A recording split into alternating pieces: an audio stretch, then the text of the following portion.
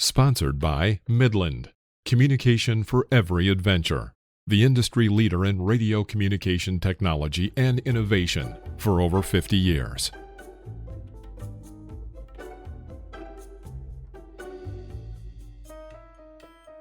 Always remember, the opinion you follow should be your own. Just consider the things stated here to be a second opinion from a complete stranger online.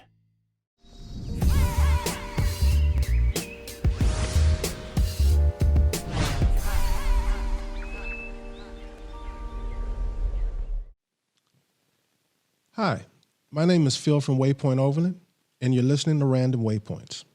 All right, so here we go. Welcome to episode 4 of the Random Waypoints podcast. We'll be doing an episode every week, so like, share, and subscribe. You can hit the notification bell to make sure you don't miss an episode. Later in the show, we'll be doing more taste tests, along with making some delicious recipes for the trail, as well as looking at some weather and emergency-related gear. We'll debut the first installment of a new segment called Waypoints that deals with navigation and planning itineraries for the overland traveler. We'll be looking at the topic from a completely different point of view. Also, I'll share another one of my random lists. So stay tuned for the whole show. Now let's take a look at the news. During this segment, we'll cover various topics with a connection to overlanding in some way. It could be land use news regarding the national parks or the Bureau of Land Management. We'll keep you up to date on any auto industry news when it pertains to relevant and potential overlanding vehicles. There will be camping and outdoor industry news, as well as photography and video, fishing, hiking, and on and on. Now, here's the news. Ever since I attended the inaugural Panhandle Overland Rally last October, many people have asked me what I thought of the event, and will there be another? Well, this week I received an email from Joe Muldoon, the event organizer, congratulating me on the podcast and to inform me, and I quote, "The dates are looking unofficially like October 1st, 2nd, and 3rd, with vendors getting in a day early this time so that guests and vendors are not setting up at the same time. I hope to get at least 500 attendees this time, plus vendors and staff. I want to keep the event smaller than other rallies to make it more enjoyable and personable. So if you were interested or planning to attend, that's the word from the man. Oh, and I had a blast last year. It was a pleasant surprise, especially for a first-time event. I want to speak specifically to our two-wheeled overlanders right now. The overland community is like any other community. A collection of subgroups, cliques, and communities that have something in common and unite under one banner. I want to make sure all our two-wheel travelers feel welcome here, and rest assured, there'll be content focused toward you as well. With that said, Blue Ridge Parkway Foundation is hosting a webinar on motorcycling the Parkway. You'll hit the open road virtually with Hawk Hageback at 11 a.m. Eastern on March 2nd for his humorous take on motorcycle up and down the Blue Ridge Parkway. It'll be a 30-minute webinar and include the Code of the Road, which is the unwritten rules for those who travel this 469-mile route. For those wondering who Hawk Hageback is an author, comedian, and retired law enforcer who logged two-wheeled tours in 48 states.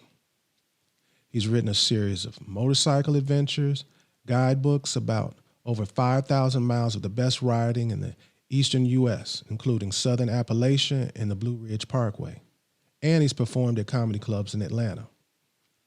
So the event is free, and I'll put a link down in the description.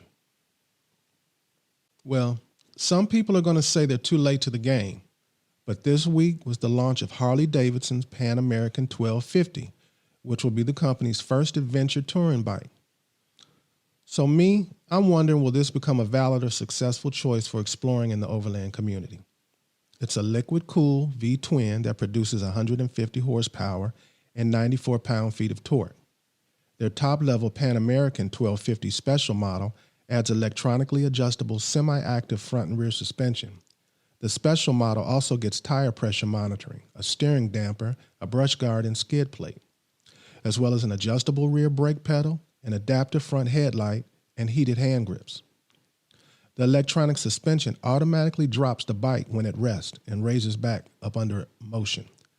The tilting 6.8-inch touchscreen display features Bluetooth connectivity and navigation through an app offered for Apple and Android phones. You can use the selectable ride modes, road, sport, rain, off-road, and off-road plus, or you can use your own configurable settings for both on and off-road riding to tailor the bike's electronic package to suit the needs of the rider and the terrain.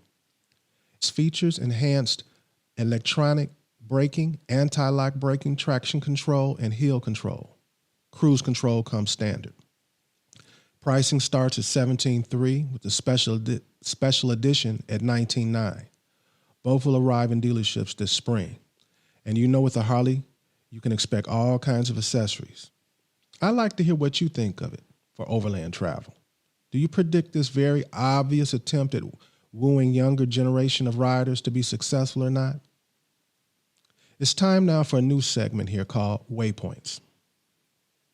Waypoints. Waypoints will cover all aspects of navigation for the overland traveler. Navigation is the act or practicing of navigating, the method of determining position, course, and distance traveled.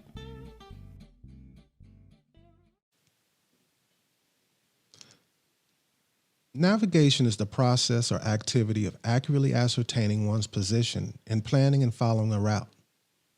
I think there's more than enough information about basic navigation on the trail, but I don't see many overlanders addressing navigation outside of that. For me, navigation is by far the subject I'm asked about most often. I'm asked about it often enough that it's the main impetus for my idea to create this podcast. I could never really answer the questions I receive properly in an email. The questions I get seem to focus on how do I put together my trips from A to Z? How do I come up with all the unique locations I go to? How do I create my routes? How do you find those lesser known trails all over the place? People want to know, how do I find the farmers markets in the middle of nowhere? How did you know about that restaurant, diner, or food truck? How did you discover that historical site? Well, each week we'll tackle step by step my methods for creating an incredible journey. First, do you know the 3 ways to navigate? There's celestial, orienteering, and global positioning system. Celestial navigation is the science of navigating by the stars, sun, moon, and planets. It's not something most of us know about or have the equipment for. But learning celestial navigation could be a lifesaver if your electronic toys stop working. Even without the proper equipment, you can still take the fundamentals and do some very basic orienteering. Orienteering is basically finding your way with only a map and compass. If you learn how to use a map and compass, you can pretty much navigate anywhere. You just use the map to give you a visual of the area, and the compass shows you the direction. GPS, it provides you with positioning, navigation, and timing on land or sea. GPS technology is in our cell phones, cars, and watches. It's also used for farming, construction, surveying, and lots of other stuff. The military, who this stuff was originally invented for, uses GPS for all types of applications, and it's also used for weather forecasting. Side note, I came up with the name Waypoint Overland based on the fundamental way that I put together my journeys. It all starts with that first waypoint, and I work off of that waypoint to create a route over land. This week, we'll be addressing my first steps in creating a route and an itinerary. The very first thing, as I said, is that very first waypoint. All throughout the year, I watch things like Art Wolf's Travel to the Edge, Travel Channel, Long Way Round, Alaska Off-Road Warriors, and other programs like that. I research film locations of movies based on their cinematography and the locations they're filmed in. Movies like Road to Paloma, The Big Year, Into the Wild, The Secret Life of Walter Mitty, Land Ho, Of River Runs Through It. I receive and read newsletters from the tourism departments of every state and for some cities and counties. And in addition to all of that, I always pay attention when someone tells me their stories of fun and adventure. I make sure to note the places and details on my phone or my notepad. I'm constantly updating a rolling list I have with all types of festivals and events all across the country. And I put all those locations and events on my Google map. I also add them to my Gaia GPS software, and I save all my GPX files to a hard drive. You acquire enough files over time that losing them is like losing a diary you've been writing in for years. For added redundancy, I keep it all written down on moleskin notepads too. Let's start an overland trip. Let's say I've decided I want to go to Overland Expo East, which is an event everybody should go to at least once if you're an overlander. It's like Disneyland or Disney World for overlanders. So Expo becomes my first waypoint. Then I look at the date I should arrive at that waypoint. Once I have this established, I then go to Google Maps and turn on the terrain feature to look at the terrain that lies between my starting point and my waypoint. In this case, the starting point is Washington. What I'm specifically looking for is the color green and bumps. I want as much of my route to travel through the green areas with the most bumps as possible. For me, green means forests, national parks, BLM land, state and county forests, and hopefully trails and back roads. The bumps to me mean mountains, lakes, hilly land, marshes, and very often low population per square mile. That's conducive to being an area rich with wildlife. At this point, I loosely string together the events and locations to visit during my trip. I don't care where they are or how far out of the way they may be. The only criteria is them being between my starting point and furthest waypoint. These points for me most often are not in a direct path to my first waypoint because I try to travel by as many trails, dirt roads, and backcountry roads as possible. This is when I start to tighten things up and start creating potential routes. I use Gaia GPS to look at campsites I've saved over the years to help guide me. And I just draw lines on a map at first. I look for actual roads and trails later. Now I have an idea of events, locations, and routes I might take. This is when I calculate how much time I would like to be at these places and add it all up with the general line of the start and finish date of my trip. Now it's time to compare possible routes with which one gives me the most green, the most bumps, top events, as well as locations and campsites. In addition to those considerations, I now start to consider actual day-to-day itineraries for each route. I want to get an idea of the rhythm for each route if I take it. Deciding on arrival and departure times is a big deal to me, so I need to include determining sunrise and sunset for each place, which changes as I go through different time zones. I like to arrive slightly before sunrise or right before sunset to most places for the photographic opportunities. This is when I use an app called Photo Ephemeris. I use it to help me plan all my outdoor photography during my trips. It's a map-based sun, moon, and Milky Way calculator. I'm able to plan a shot in great detail before ever going there. You don't want to miscalculate that bucket list shot on your once-in-a-lifetime journey. There are very different stories to be told by what choices I ultimately make. Next week, we'll choose our route and start filling in an itinerary. I'll explain how to have a detailed itinerary, yet not lose the ability to be spontaneous or go in a completely different direction due to circumstances out of your control. Also, how by securing campsites in advance, you can give yourself flexibility and options. Now let's move on to random waypoints. Random Lists is all about lists Waypoint Overland has created on an array of topics, such as top 5 national parks, top 10 trails in the United States, top 10 fill in the blank. I think you get it. Some lists will be pure fun, and others very informational. But they all will have a connection to overlanding in some way. We're very interested in hearing your suggestions for upcoming lists in the comments.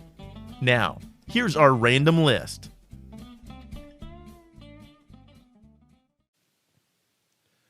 My random list this week is my top 5 events across the United States for overlanders to attend.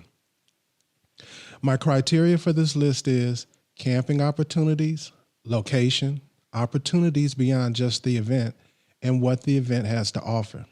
And with that, we start with the Albuquerque Balloon Fiesta in Albuquerque, New Mexico. The Balloon Fiesta is the largest balloon fiesta in the world, with over 500 hot air balloons that fly each year. It features many different events held over multiple days. They have morning glow on the first day and themed mass ascensions. This is easily one of the most significant tourist attractions and events in New Mexico. I love the options I have as an overlander attending this event. I can attend the event and camp in the surrounding areas in any direction. Or if you have a camper or a rooftop tent, you can camp adjacent to the event and attend, or not. And my favorite option, which I will be doing this year, is check the weather for predicted wind patterns, strategically camp in the desert, either dispersed or find something more formal, then just open my window at dawn and enjoy the mass ascension hover above me. At number 2, I have the Burning Man in the desert of Nevada. Now imagine a festival that isn't a usual festival like the others, because almost everything in the city is created by citizens who participate actively in this experience, and there's no trace of the event 9 days later. Burning Man is a giant free love hippie arts and music festival out in the middle of the Nevada desert, known for its massive temporary sculptures and the random things you can find, from all of the weird themed booths to the outrageous vehicles. And a place to camp here will be no problem. I have at number 3, High Sierra Music Festival in Quincy, California. This music festival includes arts and crafts, parades, yoga, movement workshops, and after-hours shows in a serene forest setting. Past musical lineups included names like Andrew Bird and Keller Williams. And being a kid-friendly event, parents can use on-site daycare to keep the kids safe and entertained. A big thing about this event is that camping is encouraged, and this is definitely the place for it. At number 4, I have the Maine Lobster Festival in Rockland, Maine. Not the biggest event in the world, but one of my favorites. Basically, you have 9 huge tents, the world's greatest lobster cooker, a sea goddess, top-notch entertainment, a big parade, crate races, fine art, crafts, people, vendors, Navy ship tours, all-you-can-eat pancakes, over 20,000 pounds of lobster. Topping all that off is that it's located on the coast of Maine. There's plenty of parking right across the street from the event with security. I've left my rig there twice and felt very comfortable, although I did periodically leave out and take a peek. Always remember, the opinion you follow should be yours. Use your own discretion as an overlander. And when it's over, you have all of Maine to explore, and Vermont, and New Hampshire, upstate New York, and northern Appalachia. At number 5, I have the Running of the Bulls at the Cayenne Frontier Days in Wyoming. Frontier Days is an outdoor rodeo and western type of celebration held annually. This is one of the largest events of its kind and attracts about 200,000 people each year. As entertaining as the rodeo is, for me, the biggest reason by far to go is the Running of the Bulls they do, similar to the famous Running of the Bulls that happens in Spain. They have nightly concerts and comedy acts, a fair with rides, games, and multiple food vendors. A special part of the event is the free pancake breakfast. Well, that's my list. Do you agree or disagree? Do you have your own list?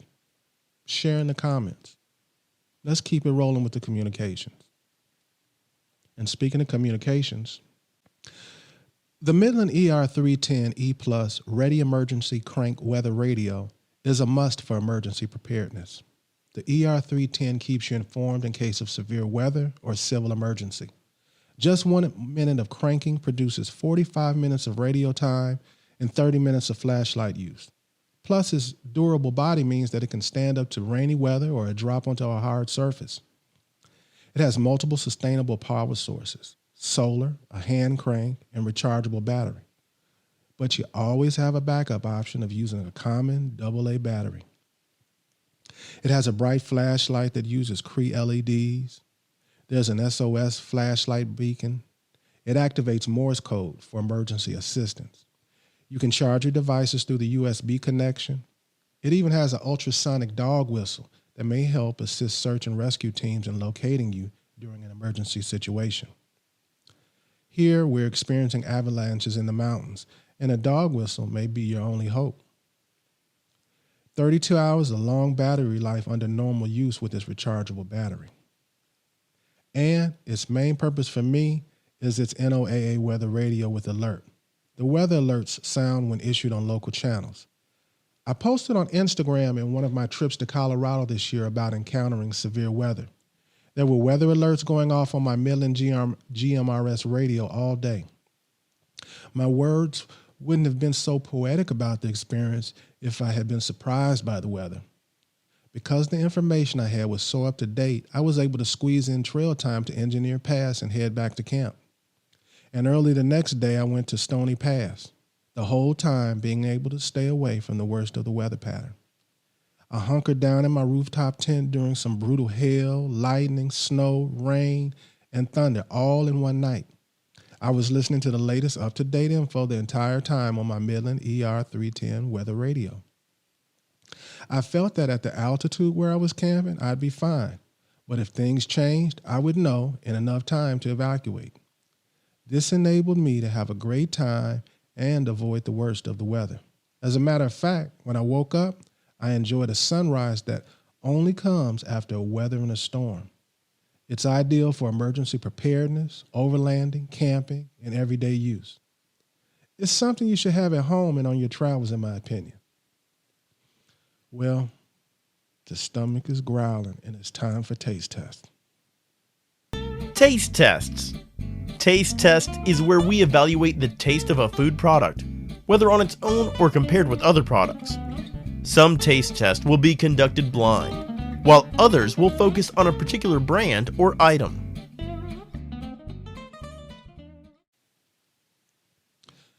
This week, we're going to make an easy but delicious Asian-inspired sardine sandwich and a Japanese cucumber salad. Later, we'll taste test some wines and charcuterie that you might take on an overland trip. First, our Asian-inspired sardines. I chose this sandwich to show what's possible with pantry goods that you can store in your dry box when you're on an overland journey. Our main ingredient, sardines, are abundant in the Atlantic, Pacific, and Mediterranean seas. They feed on plankton only, which means they don't contain the high levels of mercury that other fish do. Sardines aren't a popular fish in the United States, but after you take a look at their nutritional benefits, you might want to consider them. These small fish are packed with nutrients that can be beneficial in the prevention of a number of health conditions. Some of these nutrients are known to help prevent heart disease or may protect against certain cancers. Sardines are an excellent source of omega-3 fatty acids, vitamin B, vitamin D. Sardines are an excellent source of calcium, which makes them a good choice if you're lactose intolerant, allergic to dairy, or need more calcium in your diet.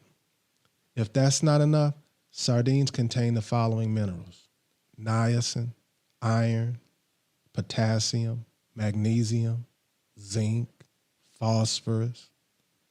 Sardines also have protein, which is essential for you to build healthy bones and muscles.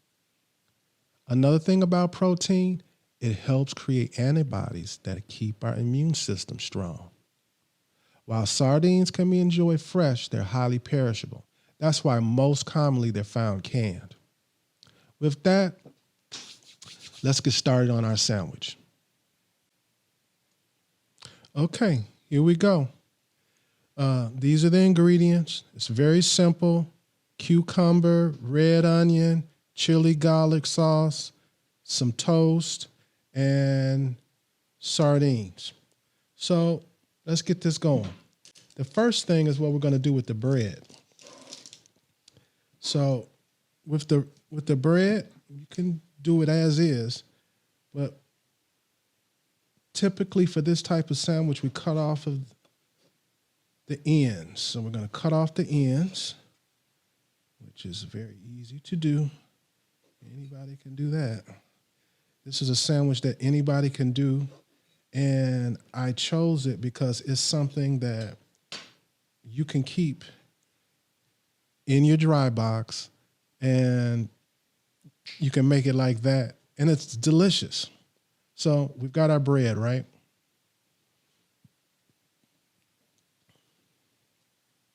And now we have our bread, and we're going to open up these Well, before we do that, we're going to set this to the side and we're going to deal with this cucumber. Now, what we do first is we peel a little bit off like that.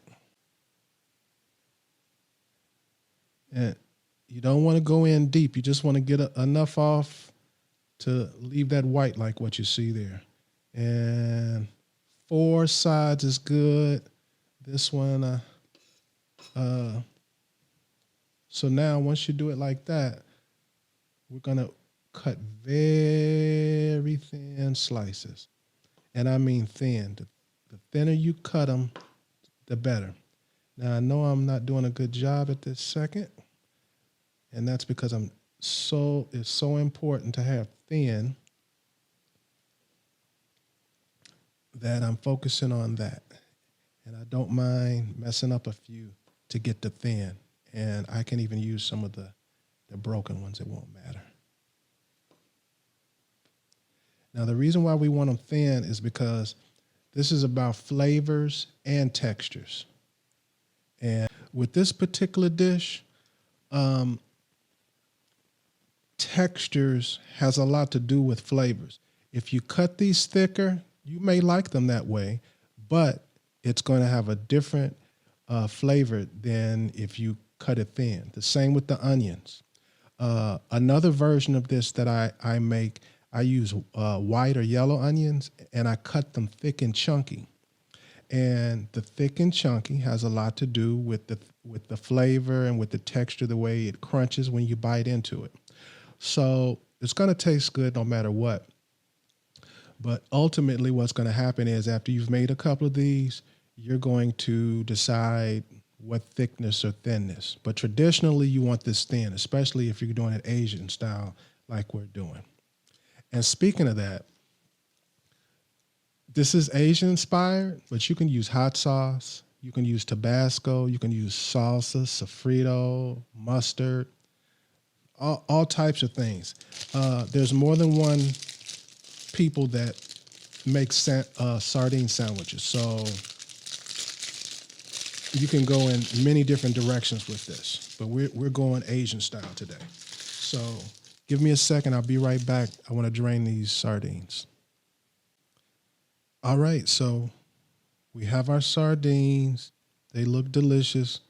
We've drained them a little bit. I left a little oil in there, and we're going to add them to our bread. I'm going to go one by one and just line them up. There's nothing special that needs to be done. Just line them up. If you want a bunch of them, you put a bunch. If you want just a few, you put just a few. And for me, that's enough for me. Okay. Now we're going to take our thin, paper thin cucumbers and put those next.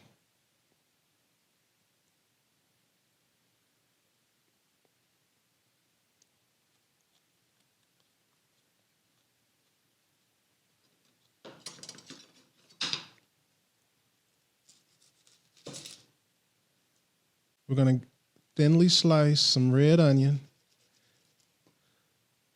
I don't need very much of that, but you put as much as you like.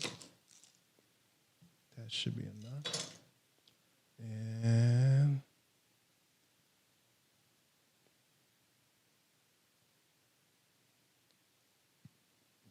how you lay them out, too, has a lot to do with the texture.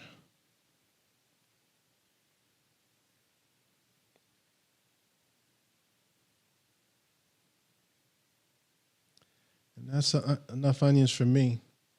Now, my wife, at this point, she likes to put mustard on them. And I do too, but we're keeping this Asian inspired, so we're not doing that today. We're using chili garlic sauce. I'm gonna add a little bit of that.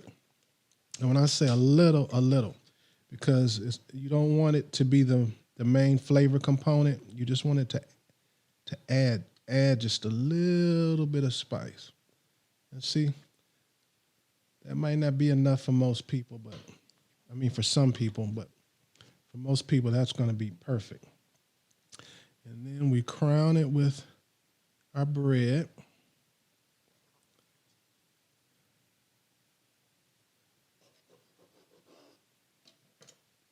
And ladies and gentlemen, and you know I ain't about to make this and not at least take one bite. And we're going to make so much stuff today that I'm only going to take a couple of bites and then I'm moving on.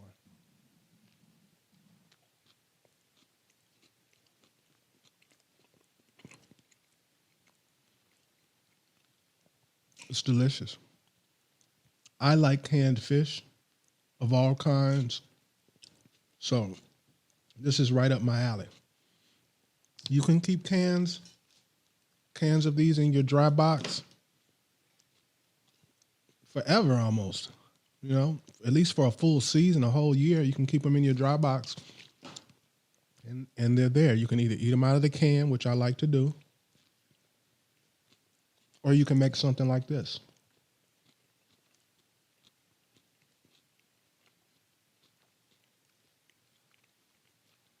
Now what's next is we're going to make a cucumber salad. So we're going to clean this up and I'll be right back. All right, our next dish is the Japanese cucumber salad, or in Japanese, sunomono. This is something you may have eaten before but had no idea how to make. It's a popular salad at Japanese restaurants and it's simple to make. Here are the ingredients with some options. You need a cucumber, toasted white sesame seeds, rice vinegar, table sugar, kosher sea salt, and soy sauce. Now there's variations with this next ingredient. You can use canned tiny shrimp, canned crab meat, canned anchovies, imitation crab meat, caviar, 2 ounces boiled octopus, or any kind of seafood that you think would go with it. First, we're going to make the seasoning. Now, what we're going to do is we're going to, in a bowl, and when I say a bowl, it's really more like a plate. We're going to put the ingredients together. All right, to make the seasoning, we're going to start out with 4 tablespoons of rice vinegar.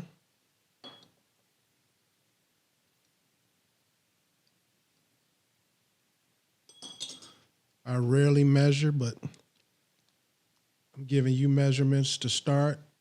And what'll happen is you'll make adjustments to taste as time goes on. The next thing is you want to have 2 tablespoons of granulated sugar. Now, the sugar that I'm using, this particular sugar is an organic raw sugar. My wife buys it, so that's what I use. Okay, we've got our granulated sugar. And the next thing we need is a half a teaspoon of kosher salt. And I'm using sea salt. Now, don't focus too much on what salt you use. Just use the salt that you normally use. I normally go back and forth between sea salt and kosher salt. That's what I had today, so that's what I used. The next thing we're going to do is we're going to add a tablespoon of soy sauce. And I'm going to kind of eyeball it. I'm used to making this. And once you've added the rice vinegar again, the granulated sugar, the kosher salt, and the soy sauce, just whisk it real well. And it's a nice dark brown. It's going to go well on the salad.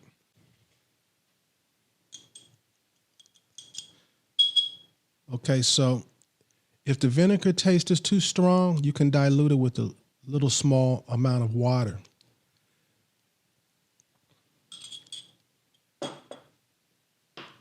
Now, the main component of this salad, again, is thin sliced cucumbers.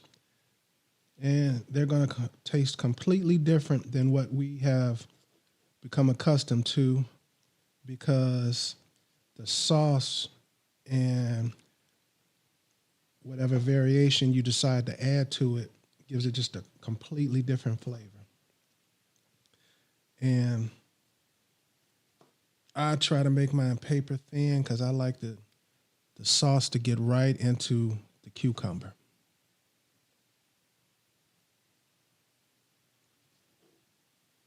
So, nope, I want a few more because I'm going to enjoy this. I'm going to eat it and I'm going to enjoy it.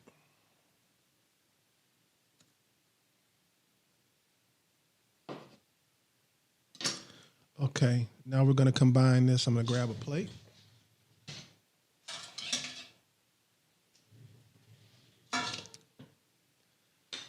And we're going to take our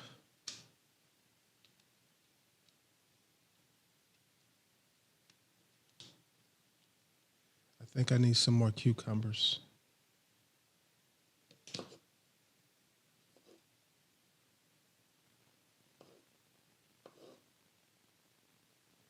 Now this is something that I snack on at home all the time. I'll make it on the trail. It's a very versatile, refreshing thing to eat. It's easy to make. It's quick to make. It's taking me longer to make it, explaining it, than if I just went on ahead and just, put it together. Okay.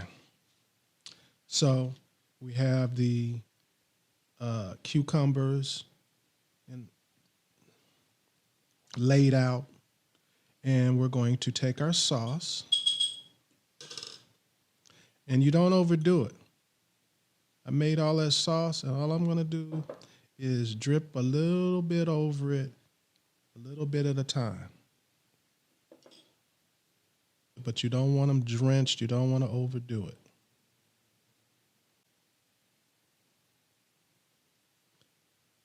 So now we have our cucumbers coated with the sauce, and the next thing is you can, like I said, you can add things like crab meat, shrimp, caviar, imitation crab meat, mussels, practically any kind of seafood, especially light and flaky and white fishes, will all go good on this. We're going to go with caviar this time and see how that goes. And you want to make sure that you don't crush the egg, so find something. At home, I use a pearl spoon, but I wasn't going to take that out the house and lose it. So anyway, we're going to add the eggs.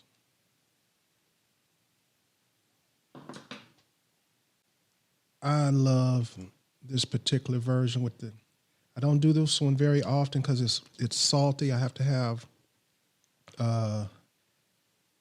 to want a salty flavor because the caviar really makes it salty.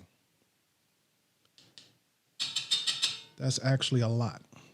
So you could put like half of that amount and you'd be doing fine.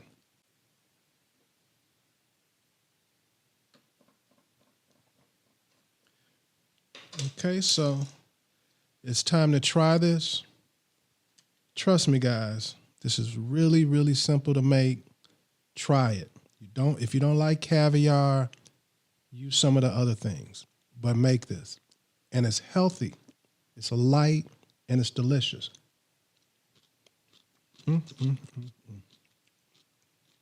Yummy in my tummy. Now, if I had used the crab meat or the shrimp, I would have added a little more salt to it, but you don't need it with the caviar. This is black caviar, if that's what you're wondering. And I'm in heaven right now. I know I should have cut up more cucumbers, but we're not finished eating yet. So I'll make up for it on the next thing I eat. But I really wish I had made maybe twice as much of this. again, I don't want to stress it. I want to stress it as much as possible to you. This is a keeper. This is the one you need to do. This is an easy one. And if you take the time to cut the cucumbers nicely and just layer them around and display them nicely, people will be impressed and you didn't really do nothing. So I want to move on. We're going to taste test some wines. And we're also going to taste different charcuteries that you can have in your dry box that either are non-perishable or will last a long time. At least they'll make it through your trip with no refrigeration. So let's get right to that. All right, so now we're back. We've got a couple of wines with us. We've got a bunch of charcuterie. Here we've got the 14 Hands Hot to Trot Smooth Red Blend. And we have the Barefoot Sweet Red Blend California Smooth Sweet Red Wine. Now, I chose these. I got them on Amazon. We get our groceries delivered to us on Amazon.com. And these were the cheapest 5-star rated red wines that they had by a large margin, as a matter of fact. This one, I believe, was like $6.99, and this one was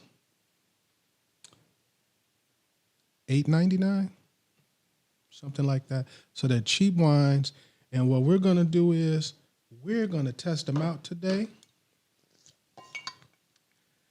And not only are we going to test them out, like I said earlier, we're going to cover some of these items that I have here that you could easily take with you on an overland trip, and they would be delicious, as we're going to find out.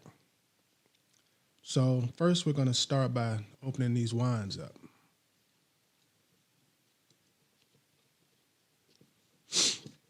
Now, I chose red wines because that's what I drink. I drink red wines, so I'm not really a drinker, and this is one that I'm comfortable drinking every day. And I'm at an age now where they say it's good for me to be drinking wine. So that's what I do.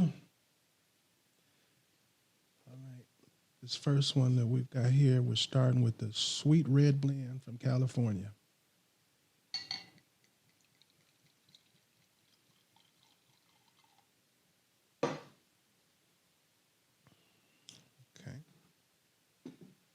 And the second one we have here, we're going to let that one get some air to it.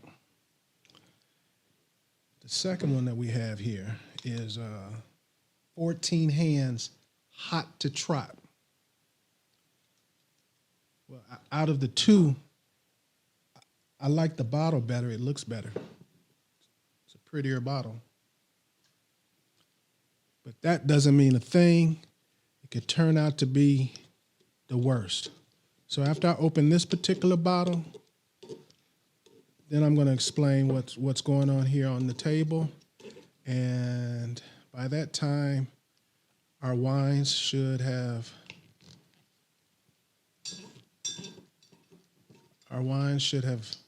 gotten some air. I've let them breathe, and we'll get a full body taste from the wine. I know y'all all know all that. I'm just trying to sound good. And we have another glass here. This is your glass.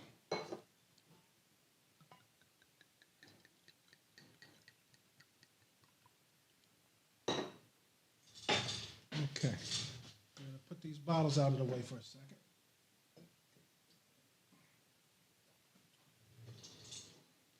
And now we're going to take a look at our plate here. All right, so here's our table. Up at the top, that white creamy stuff, that is called Boursin Shallow and Chives. It's a Gournay cheese. Next to it, we have Dietz and Watson truffle salami medallions. So salami with truffles in it. Then next to it, we have Cento anchovies. And next to it, we have the black caviar, some cheap brand, I don't know the name. And we have some more of the Patagonia mussels that I love so much. And spread all around are wheat crackers. All right, so now that we know what's up here, it's time for us to dig in. The first thing I want to try are these medallions of salami with truffle in them. And I'm picking them first because these are the only things up here that I've never had before. And I thought it was interesting. Truffles. I don't really taste truffles. And I don't like this. I could see someone liking this, but that's not my cup of tea right there. So this is a good time for us to try our first wine, which is the Sweet Red Blend.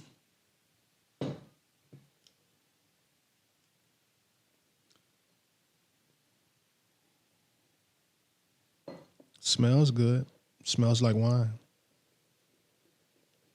Now, I'm not going to give you all those fancy critiques telling you about the tannins and the oak scents and all of that kind of craziness. I'm just going to tell you how it tastes to me and whether I like it or not.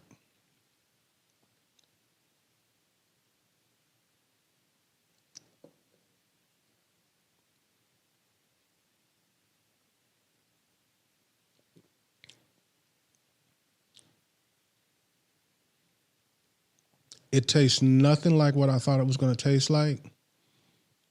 I could pick this wine. If I had 10 red wines in front of me and I tasted them all, I could pick this out immediately. It has a very distinct taste. It's smooth. It's a sweet wine. Has a nice aroma. It tastes like a lot of cherries and a lot of plums are in this wine.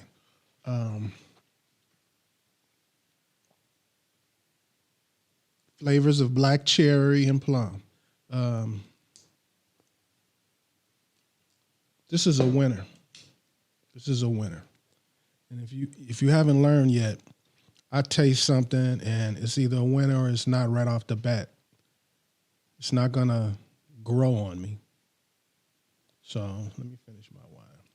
And then, hey, if you got something to drink over there, you guys drink up too. Because I'm going to be enjoying myself. You might as well also.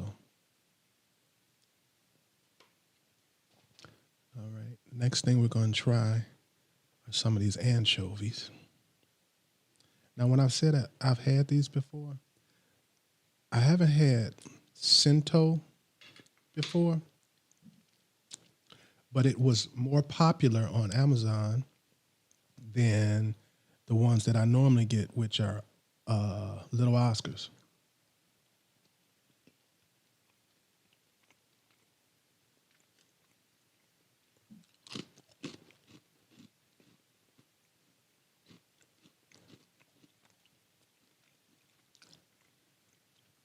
They're good. I like my Oscars better. I can taste the difference, but these are good. I would absolutely buy these again. They were half the price, so there's that. And with that, now we're going to try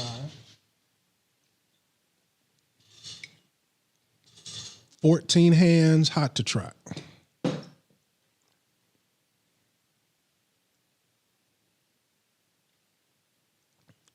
This smells better than that one.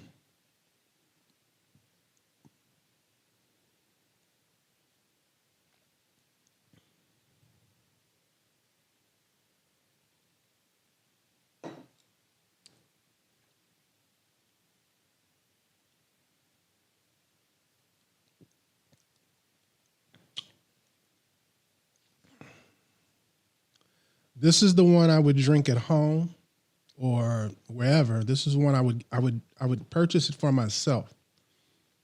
But if I was visiting someone and I was bringing them a bottle of wine, this is the one I would bring them. And here's why. This has a very distinct taste, and I can see someone not liking it. And this one, if you like red wines, it's a very standard, it's a real straightforward flavor.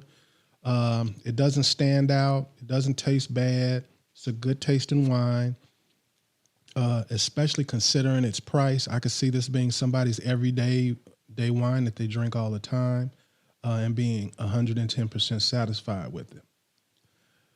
But me being not a drinker, when I do drink, I want to really enjoy it. This has less of an alcohol flavor taste to it.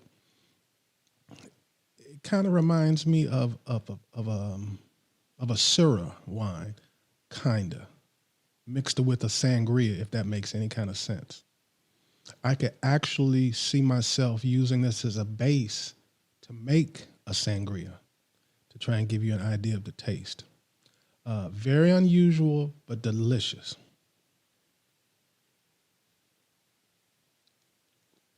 Yep. This is also, this is one I would give someone, if they told me, I'm not really a wine drinker, I'd be like, okay, drink that. Because of the two, if you don't like wine, you don't want to drink alcohol, you don't like alcohol flavor and taste, that's the one to go with. Okay, the next thing, this is one of my favorite things. I eat this a lot. Many people who know me, who have seen me on the trail, have seen me pull this out and eat this when we pull over. This is always a delicious, quick snack, and it's the gourmet cheese. It has chives and onions in it. I also sometimes use it in a pinch on my bagels. I like to have bagels and lox, bagels and smoked salmon with capers and red onions, and with cream cheese. And if I don't have cream cheese, I usually have some of that in my fridge when I'm on the road, because I leave the house with like 3 of them in my fridge, because sometimes I can't find them. But these are delicious.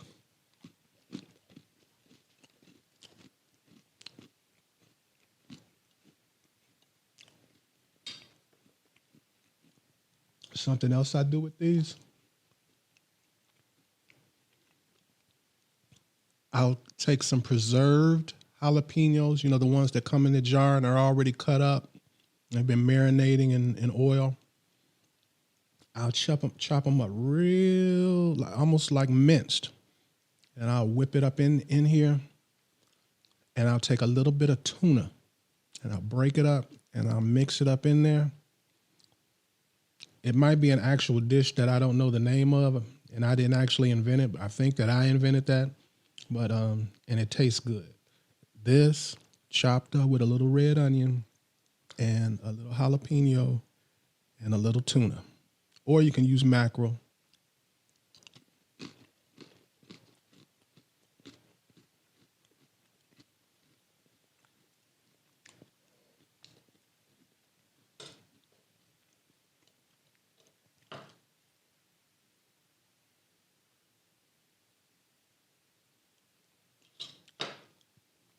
Eating my caviar.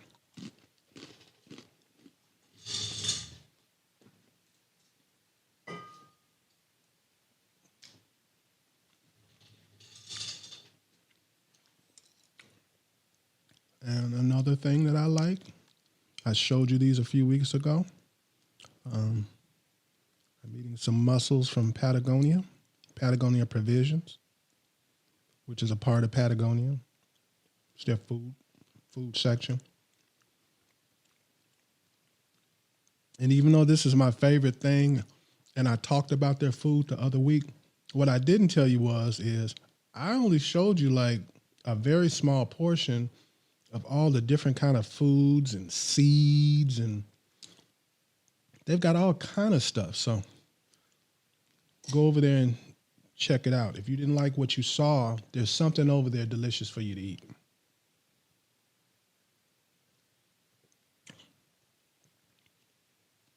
Okay, so this is where we're at with the wines.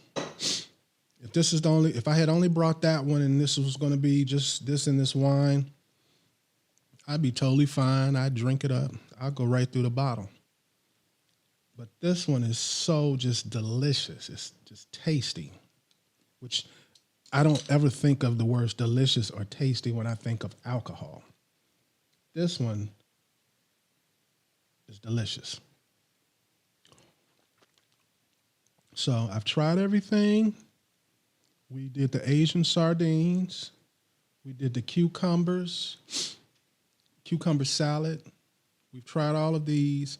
I hope this is giving you some kind of ideas of some things that you can do on the trail other than grilling a steak all the time or making a ham sandwich, or, cooking a hot dog. And I love those things. But they can get repetitive and very boring. So I'm just trying to give you a different perspective. Now, next time we do a taste test,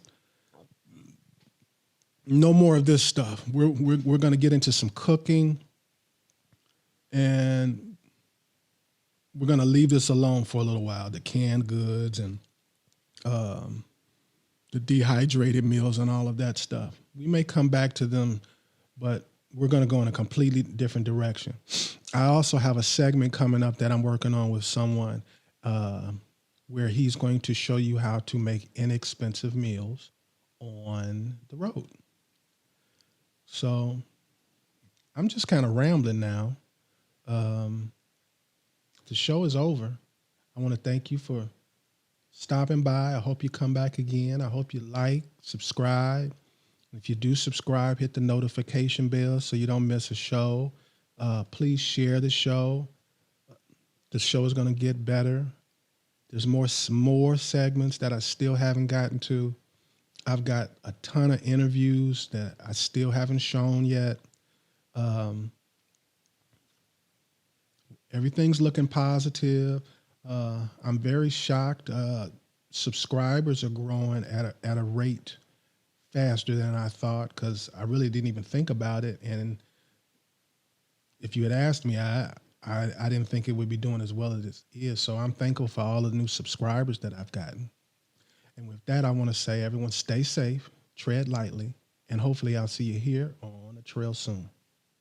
Sponsored by Midland, communication for every adventure, the industry leader in radio communication technology and innovation for over 50 years.